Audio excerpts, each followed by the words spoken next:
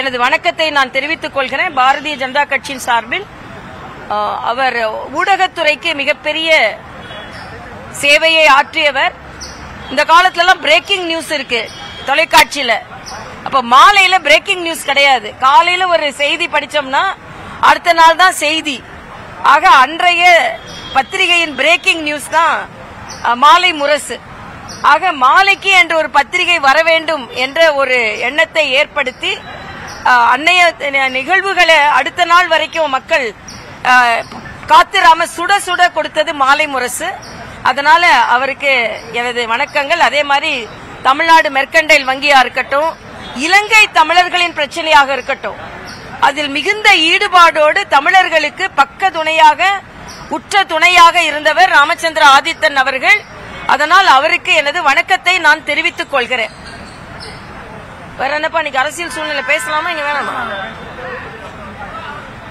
இன்று அரசியலில் பல பல வருந்தத்தக்க நிகழ்வுகள், பல தலைவர்களின் கருத்துக்கள், என்ன பேசுகிறோம் என்று தெரிந்து பேசுகிறார்களா தெரியாமல் பேசுகிறார்களா என்று தெரியவில்லை. அண்ணன் திருமாவளவன் மரியாதைக்குரிய முன்னாள் முதலமைச்சர் ஜெயலலிதா அவர்களை பற்றி, சாதியை பற்றி பேசியிருக்கிறார்கள்.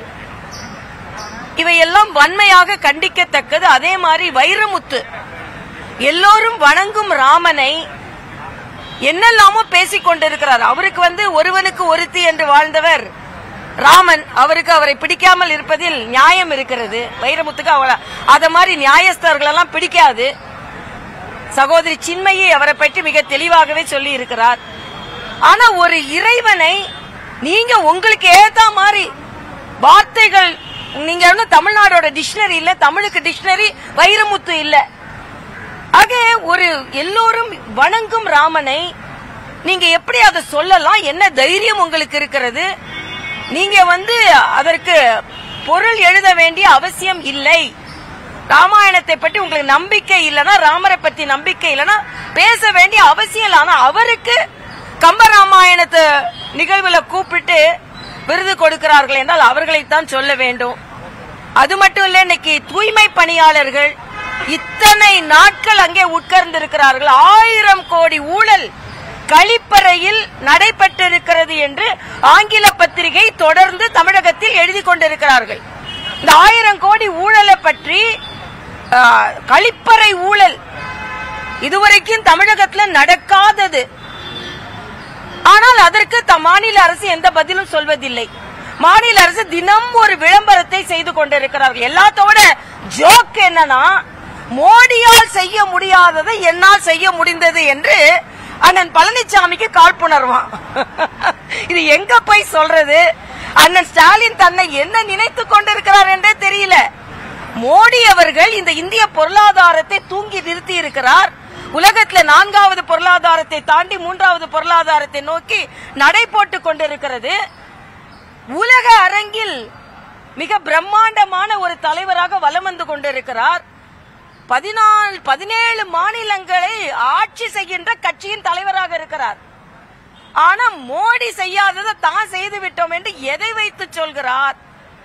இன்னைக்கு தூத்துக்குடிக்கு இன்வெஸ்ட்மெண்ட் வருது, சென்னைக்கு தூத்துக்குடிக்கு கார் தொழிற்சாலை வருதுன்னா இந்தியா மீது நம்பிக்கை வைத்து.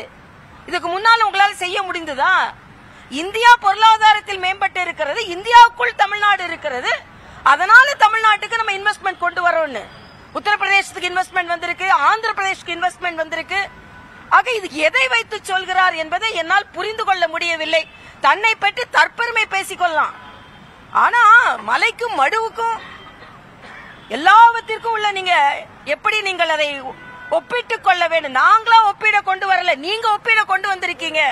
அதை மறுக்கிறோம் என்று சொல்கிறோம். எல்லாவற்றிற்கும் மேல ராகுல் காந்தி, முதல்வரால் தலைவர் என்று ஏற்றுக்கொள்ளப்படுகின்ற ராகுல் காந்தி இன்னைக்கு எலெக்ஷன் கமிஷன் மீது ஒரு குற்றச்சாட்டு வைக்கிறார். பீகார் எலெக்ஷன் கமிஷன் என்ன சொல்லி இருக்குன்னா, ஓட்டர் லிஸ்ட் தயார் செய்து வெளியிடப்பட்ட பின்பு 10 நாட்கள் எந்த ஆட்சேபனமும் வரவில்லை. எல்லா அரசியல் கட்சிக்கும் தெரியும், எலெக்ஷன் கமிஷனின் ஒவ்வொரு நகர்வும் அனைத்து அரசியல் கட்சிக்கும் தெரியப்படுத்தப்பட்டுதான் செய்கிறது. ஓட்டர் லிஸ்ட் அவங்க வெளியிடுறாங்க, அதுக்கு எல்லா அரசியல் கட்சி தலைவர்களும் வருகிறார்கள். இங்கே நாங்க எங்க தொகுதியில பல வாக்குகள் காணாமல் போயிருக்கிறது சொன்ன உடனே எங்கிட்டே சொன்னாங்க நீங்க ஏன் வெரிஃபை பண்ணலன்னு. அது தப்புதான். ஆக அது இன்னைக்கு கர்நாடக எலெக்ஷன் கமிஷன் குற்றம் சாட்டும் பொழுது கர்நாடக எலெக்ஷன் கமிஷன் ஒரு ஆபீசர் 2 முறை ஓட்டு போட்டு இருக்கிறார் என்று ராகுல் காந்தி குற்றம் சாட்டினார். அதற்கு எலெக்ஷன் கமிஷன் ஒரு விசாரணை கமிஷன் வைத்து அவங்க 1 முறை தான் வாக்கு போட்டு இருக்கிறாங்கன்னு இன்னைக்கு நிரூபிச்சுட்டாங்க. பொய்யை எப்படி வேணாலும் அள்ளி விட்டுக்கிட்டே இருக்கிறான்னு சொன்னா அது எப்படி நான் கேட்கிறேன். ஏற்கனவே தேஜஸ்வி சூர்யா வாக்காளர் லிஸ்ட்ல என் பேரே இல்லைன்னாரு, அப்ப 2 இடத்துல இருந்திருக்கு.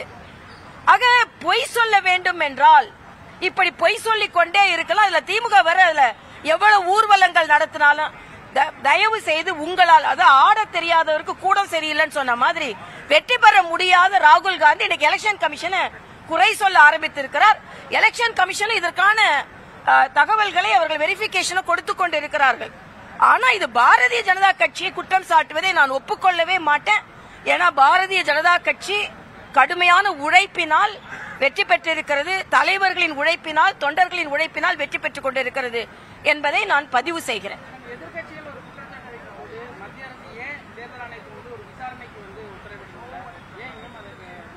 இல்ல தேர்தல் கமிஷன்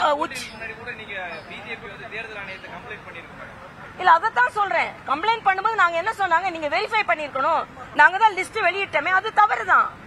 ஆக அதே மாதிரி இன்னைக்கு தேர்தல் ஆணையம் என்ன சொல்லிருக்காங்க, பீகார்ல என்ன சொல்லிருக்காங்க, நாங்க வாக்கு லிஸ்ட் வாக்காளர் லிஸ்ட் வெளியிட்டு 10 நாள் ஆகுது, 10 நாளா எங்களுக்கு எந்த தகவலும் வரல, நீங்க கம்ப்ளைண்ட் பண்றதையே சரியா கம்ப்ளைண்ட் பண்ணுங்க, பத்திரிகையை கூப்பிட்டு பேசாதுங்க அப்படின்னு சொல்றாங்க. ஆக சரியான கம்ப்ளைண்டே கொடுக்கலையே, அதைத்தானே சொல்றேன். அதாவது சரியான கம்ப்ளைண்டே கொடுக்கலையே. ஆக தேர்தல் ஆணையத்துக்கு கொடுக்கறத மத்திய அரசு என்ன செய்யும்? மத்திய அரசு ஏன் கிளாரிபிகேஷன்ல வரணும்? தேர்தல் ஆணையம் என்பது ஒரு தனிப்பட்ட அமைப்பு, அவங்க தான் கிளாரிஃபை பண்ணணும். மத்திய அரசு ஏன் கிளாரிஃபை பண்ணணும்? நீங்க மத்திய அரசு கிளாரிஃபை பண்ணணும்னு சொல்றதே தவறுன்னு நான் சொல்றேன்.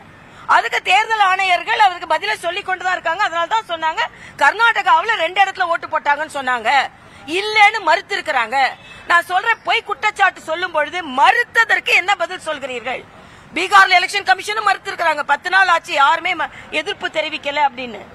அதனால தவறு செய்பவர்கள், இங்கே வெற்றி பெற முடியாதவர்களின் சலசலப்பு தான் ராகுல் காந்தியின் இந்த ஊர்வலங்கள், இந்த போராட்டங்கள். அதற்கு திமுக உறுதுணையா தான் இருக்கும்.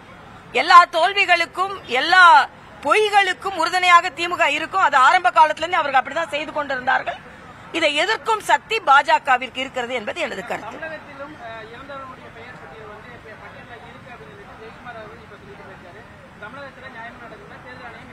இல்ல நிச்சயமாக தேர்தல் ஆணையம் தேர்தல் ஆணையம் சரின்னா அது அரசியல் கட்சிகள் நாங்க வெரிஃபை பண்ணி தான் ஆகணும். அதை வெரிஃபை பண்ணணும். அப்படி இருந்தா தப்பு. தமிழ்நாட்டில் அப்படி இருந்தா தான் நான் சொன்னேன், டி நகர்ல 20,000 ஓட்டு காணும். அதுவும் எங்களோட கவுன்சிலருக்கு ஓட்டு போட்ட தெருக்கள்ல உள்ள ஓட்டு காணும். இவங்கெல்லாம் ப்ரோ பிஜேபி ஓட்டுன்றது காணும். சகோதரர் அண்ணாமலை நேரடியா குற்றம் சாட்டினார், கோயம்புத்தூர்ல 1 லட்சம் ஓட்டு காணும்னு. அதனால தேர்தல் நாங்க வலிமையா குற்றம் சாட்டுறோம். திமுக எப்படி வெற்றி பெறுகிறது? அதாவது ஓட்டிங் மிஷினை குறை சொன்னாங்க. திமுக வெற்றி பெறும்போது ஓட்டிங் மிஷின் நல்லா வேலை செய்யும், பிஜேபி வெற்றி பெறும்போது ஓட்டிங் மிஷின் வேலை செய்யாது. பிரியங்கா காந்தி அங்க இருந்து இங்க வயநாடுல 1 லட்சம் 2 லட்சம் ஓட்டு வித்தியாசத்துல ஜெயிப்பாங்க, அப்போ ஓட்டிங் மிஷின் நல்லா வேலை செய்யும். இதே பாஜக யாராவது 2 லட்சம் ஓட்டுல வித்தியாசத்துல உடனே ஓட்டிங் மிஷின் வேலை செய்யாது. பிரியங்கா காந்தி வெற்றி பெற்றா உடனே வாட்டர் லிஸ்ட் எல்லாம் சரியா இருக்கும். பிஜேபியில யாராவது வெற்றி பெற்றா ஓட்டர் லிஸ்ட் சரியா இருக்காது. திமுகவே நான் ஒரே கேள்வி கேட்கிறேன், வாக்கு எந்திரம் சரியாக பயன்படுத்தப்படவில்லை, நீங்கள் அதில் தான் வெற்றி பெற்றீர்களா? ஓட்டர் லிஸ்ட் சரியா இல்லைன்னா நீங்க அதுல தான் வெற்றி பெற்றீர்களா? மத்திய அரசு ராஜினாமா செய்யறதுக்கு நீங்க தானே ஓட்டர் லிஸ்டை குறை சொல்லிட்டு இருக்கீங்க, நீங்க ராஜினாமா செய்யுங்க. அதனால திமுக அந்த காலத்துல இருந்து, காமராஜர் காலத்துல இருந்து தேர்தல் கமிஷனை குறை சொன்னவர்கள் தான், தவறுகளை வைத்துத்தான் வெற்றி பெற்றவர்கள் இவர்கள் என்பது எல்லாருக்குமே தெரியும். அங்க ஜோக்கே உண்டு, யாராவது இறந்து போயிட்டாங்கன்னா அவங்களோட மறு உருவத்துல திமுக காரங்க ஓட்டு போடுவாங்கன்ற ஒரு பழங்கால ஒரு ஆசியமே உண்டு. முரண்பாடுகளுக்கும் காரணம் இரண்டு கட்சிகளுமே மாறி மாறி தேர்தல் ஆணையம் முறையா தன்னுடைய பணியை செய்யாதான். இல்ல தேர்தல் ஆணையம் கிளாரிபிகேஷனோட வராங்க, யாருனாலும் எந்த குற்றச்சாட்டு இப்ப நான் 2 கேக்குறேன். பீகார்ல தேர்தல் ஆணையம் நாங்க 10 நாளா யாரும் எதிர்ப்பு தெரிவிக்கலன்னு சொல்றாங்க, அதுக்கு என்ன பதில்? அதே மாதிரி 2 இடத்துல ஓட்டு இருக்குன்னு அதிகாரி ஓட்டு போட்டாங்கன்னு சொன்னாங்க, இல்லன்னு கண்டுபிடிச்சிட்டாங்க, அதுக்கு என்ன பதில்? தேஜஸ்வி சூர்யா என் ஓட்டே இல்லன்னா 2 இடத்துல ஓட்டு இருந்தனா அப்ப disqualified to be a candidate, அதற்கு என்ன பதில்? ஆக நான் பால் எடுத்து போட்டுக்கிட்டே இருப்பேன், யாரும் அடிக்க கூடாதுன்னா எப்படி? அப்படிதான் ராகுல் காந்தி யாரும் இல்லாத ஒரு கிரவுண்ட்ல உட்கார்ந்து ஒவ்வொரு பாலா எடுத்து போட்டுட்டு இருக்காரு. ஏன்னா அவருக்கு 6 அடிக்க தெரியாது. எதிர்த்த ஓட்டி போட்டா இப்படி அதனால போட்டுக்கிட்டே இருப்பாரு பால, எங்கேயோ போய் உள்ளட்டும் அப்படின்னு. அதாங்க நடந்து கொண்டு இருக்கு. என்னப்பா